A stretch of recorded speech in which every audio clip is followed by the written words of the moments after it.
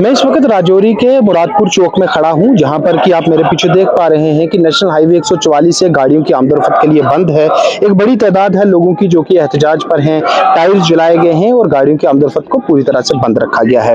ये लोग राजौरी के डांगरी गांव के हैं और खासकर उन कुंभू के जो कि 1 जनवरी के दिन हुए मिलिटेंट हमले में मुतासिर हुए। इनके घर के कुछ लोग इस मिलिटेंट हमले में मारे गए। इस पूरे वाकये को लेकर इन लोगों की तरफ से आज एहतजाज किया जा रहा है, जिनका ये साफ कहना है कि हमला हुए अब 6 माह और तकरीबन 3 हफ्ते गुजर चुके हैं, लेकिन अभी तक किसी भी तरह की ठोस कार्रवाई नहीं हो पाई है और इन लोगों को यह भी पता नहीं दिया गया कि आखिर इस मामले का जो तहकीकात है वो कहां तक पहुंचा है और वो कौन लोग थे जिन्होंने कि इस मिलिटेंट हमले में साथ दिया है। इस पूरे मामले को लेकर वह इंसाफ की गुहार लगाते हुए आज नेशनल हाईवे 144 से बंद रखा गया है और लोगों का साफ कहना है कि कोई ठोस कार्रवाई व कोई ठोस यकीन दहानी होने तक ये लोग इसी तरह से इस हाईवे को बंद रखेंगे। राजौरी से जीके वेब टीवी के लिए मैं सुमित भार्गव।